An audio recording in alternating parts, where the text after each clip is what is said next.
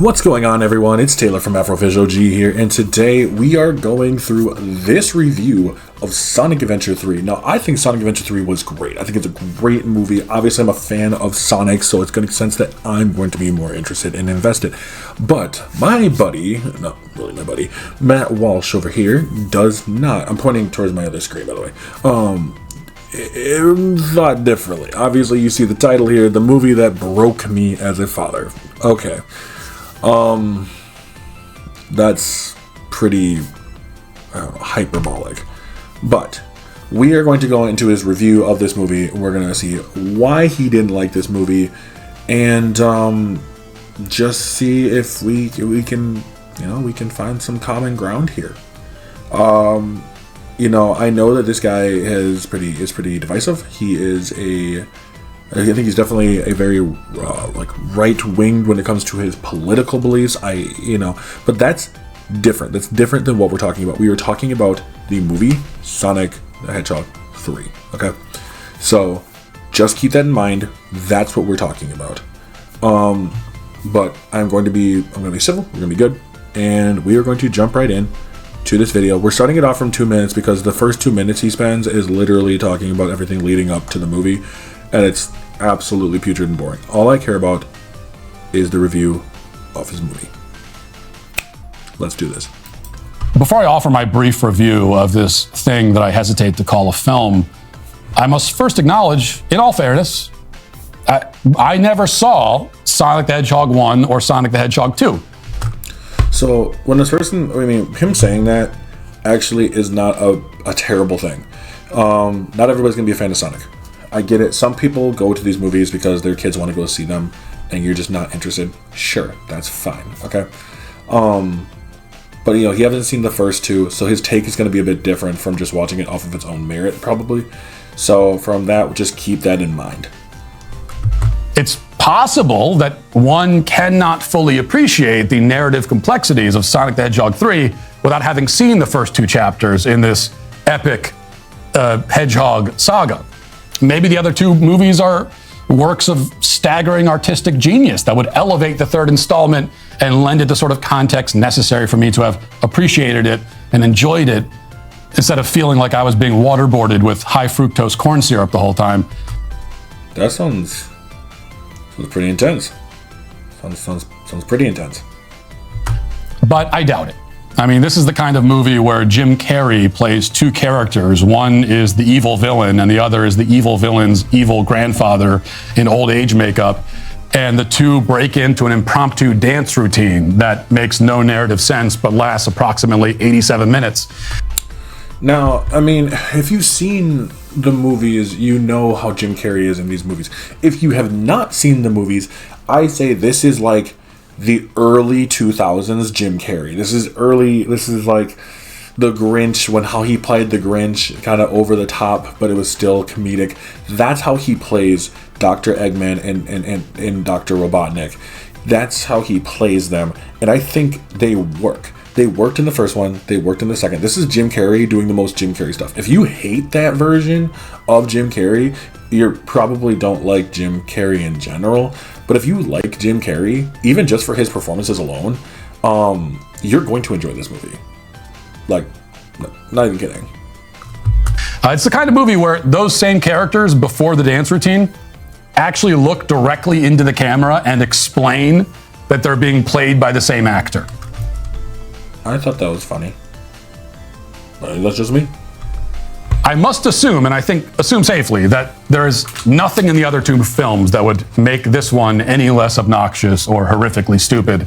I'm not going to bother explaining the plot of this film in any detail. I wasn't tracking it that closely, to be honest. I was mostly fighting to stay awake. This is the kind of movie that bores you to the point of putting you to sleep, but also annoys you at the same time. It's kind of an odd combination to be both sleepy and deeply irritated simultaneously.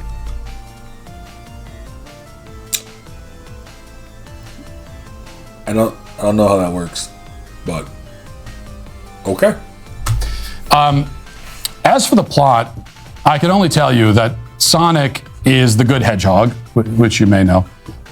There's also an evil hedgehog voiced by Keanu Reeves, who, and I like Keanu Reeves, by the way, but like every other voice actor in this film and most voice actors in most children's films that have been made for the past 20 years, he has no talent as a voice actor and doesn't understand how to act with just your voice.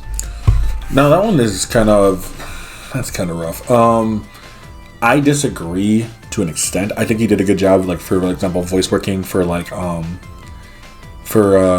Silverhand in Cyberpunk 2077. But I do kind of get that because voice work is hard. Voice work is very hard, and not all actors can be voice actors, and vice versa. Like, so I don't think he's necessarily wrong in this situation. There are definitely lines that should have been reworked because they just were not good. Overall, I think most of the best voice work in terms of this movie is actually the voice actress for Tails, because she voices Tails, so it's kind of just naturally as is anyways. But I don't think all of Shadows were bad. I just think there was some lines that could have been done better. But he's famous, so that's good enough, I suppose. So Sonic has to stop the evil hedgehog and his evil cohorts, the Jim Carrey dancing duo I mentioned earlier, from blowing up the world with a big laser. And this has been the evil plan of every evil villain in every blockbuster franchise film for the past 3 decades. It's a formula that this movie is not interested in deviating from. This is not the sort of movie that deviates from formulas. Now, if you're wondering why the evil hedgehog and the 2 Jim Carreys want to explode the world and murder 8 billion people in a cosmic blast that they will also die in, it's because the older Jim Carrey's granddaughter, I think, was killed, and now he wants to commit murder-suicide because life isn't worth living. Yeah, I'm kind of surprised that he was able to keep up with that despite being so sleepy, apparently. Like, that's real. That's in the movie. He actually declares his suicidal intention as well.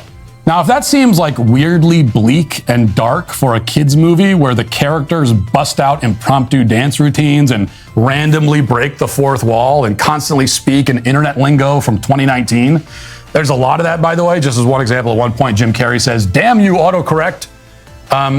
If it seems weirdly bleak and dark for that kind of movie, it's because it is. This is a Man, have you not watched a lot of old Disney movies? Some of them are dark as shit. And then they go like everything's all positive, so I don't know. Just saying. Movie, like so many kids' movies these days, that schizophrenically darts back and forth from being ironic to painfully self-serious to goofy to earnest. And so I wish he'd kind of like give me an example of a movie that does that. So on and so on. It doesn't try to smooth over these tonal transitions with good writing or performances. The writing is just terrible, and the performances are atrocious across the board. Instead, it just flings it all against the wall haphazardly, because these are all bullet points that the movie studio knows it has to hit. Considering that this movie is basically taking the plot of the video game before. See, this is this. I feel like this stuff does kind of get annoying in moments, because if you took just a little bit of research, my dude, like just looked it up a little bit why people see this, you would understand this is the premise of the whole game. So not saying that that's right, but the reason why they're sticking to it is because it's made, it's made from the video games themselves. Same with the second one. Not as much the first one. Because this movie, again, like so many kids' movies these days, is not the fulfillment of anyone's creative vision. It is just the product of a corporate algorithm. It is loud and ugly and obnoxious and disjointed because nobody who made the film actually cared about making a good film. That I disagree with. I feel like they cared a lot about it. Because the attention to detail, the Easter egg references, making sure that they got it as close to the game as possible, that's attention to detail. That's made by people who really care. You know who people didn't care? Dragon Ball Evolution, The Last Airbender, every single movie in the Spider-Man-less Sony movie universe. those don't care. And they have absolutely no respect for their Oh, also Borderlands. Fuck that. audience. I mean, this movie could have been made by AI. We are at a point. If they start making movies with AI, we would not know the difference because they've Yes, we would, because they have like 8 fingers. effectively been doing that for 20 years now. Now, you might respond here, as many people on Twitter did after I gave a very brief review of this film in a tweet on the site a few days ago. You might respond that, well, this movie isn't for me. It's for kids. I personally hate this argument. You can have a movie that might be designed for a younger audience and still actually be very good, like Sonic the Hedgehog 3. Just because a movie is designed for a target audience doesn't mean that everybody else cannot enjoy it. So can we just stop using that just to downplay any negative review? It doesn't help. Well, first of all, tell that to the other people in the theater with us. I can tell you that my kids were by far the youngest people in attendance. There were multiple groups of adults, just adults, no kids, whole groups of them who bought tickets to Sonic the Hedgehog 3. Because those people played the video game. They know Sonic. They know how the game's operated. Sonic Adventure 2 is probably the most beloved version or game in the Sonic franchise. So that's why there's going to be more adults there. A lot of those adults played it as kids. Makes sense. That's why. Also, tell it to the multiple grown adults who got angry at me on Twitter for not liking the movie. It's Twitter, bud. Like, you know, you can't really use like, well, they got mad at me on Twitter. Yeah, no shit. Twitter's like a literal cesspool, okay? It's basically like, I don't know, conservative 4chan. The funny thing is that a lot of those same people say, well, it's not for you, it's for kids. Why are you getting so upset about it then? Why are you tearfully defending a movie that you claim is not for you either? You got a point? In fact, one person told me that my negative comments had upset, and I'm repeating this phrase verbatim, had upset the, quote, Sonic community. That sounds dumb as fuck. Like, I am not gonna lie. Like, his opinions are his own. I disagree with them when it comes to Sonic 3, but I'm sure if they really disrupted the Sonic community, then, like, there was people who didn't like the movie. So what? That's fine. They're not allowed to like it. He can say that it's dumb trash. It is what it is, guys. Like, just stop. Man, fucking Twitter. Now, those are not kids who identify themselves as members of the Sonic community.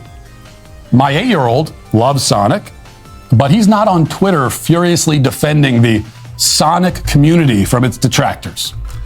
I feel bad because I have to defend Matt Walsh from the Sonic community, which, oh boy, that's a thing in its own mind. So I agree that these kinds of movies are for kids, but I am not the one who needs to be told that, okay? Second, and this is most important, and it shouldn't need to be explained, but really it does, and that's really my only point here. It is possible to make a children's movie that, although it's for children, is still a good, high-quality piece of art. I don't hate children's movies just because they're for... He's right.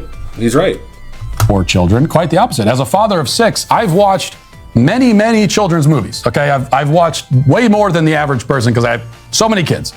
And I greatly appreciate the good ones. A few nights ago, just as an example, we watched the movie Iron Giant with my kids, and that's an animated children's film. It's also well written, beautifully illustrated, brilliantly performed, tonally consistent. It's funny and heartwarming, and at points it's sad, but it works all of that in a way that feels natural to the story. Also, the Iron Giant is absolutely amazing. If you've never seen the Iron Giant, that's one I'd actually recommend. It's a children's film, and it's also a great film. One that I can watch and also enjoy. Because as it turns out, children's movies are not just for children, they're for parents too. Or at least they should be. Okay, if a kid's movie or kid's show is so grating and so dumb and so unpleasant that parents can't stand to be in the same room while it's on, that doesn't mean it's for kids. It isn't for kids, it isn't for anyone. It's just bad. And the fact that people say, well, of course it's bad, it's for kids, tells you everything you need to know about our culture. I don't know about the whole culture, but he's definitely got a point. I mean, you can have a movie that is for kids and it's still enjoyable. Saying that if a movie's bad, well, it's a kid's movie is not a valid excuse to make pieces of shit movies. Like, that's not an excuse. So, yeah, he's actually right in those regards. They act like it's ridiculous to expect the content produced for kids to be high quality or to have any artistic merit whatsoever. But I tend to think exactly the opposite. I think content produced for kids should especially be high quality and should especially have artistic merit. Which is why I hated Sonic the Hedgehog 3. And why it is today, I must say, sadly, canceled. All right. Well, I'm not gonna lie. So like I said, while I do disagree, he did actually have some points there that I think some of y'all do need to take into consideration, which is crazy to say from a person that I personally don't really enjoy. But he does have a point. While I don't agree with his Sonic the Hedgehog take, I do agree with the fact that movies for kids can be also absolutely amazing. I do agree that some of you people in the community have taken these movies way too far. Same what you did with the Sonic community.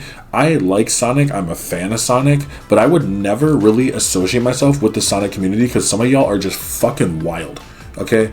And to say that they're ruining the Sonic community because he gave a take that I might not agree with or you might not agree with doesn't help anything. It doesn't. It actually makes your community look worse.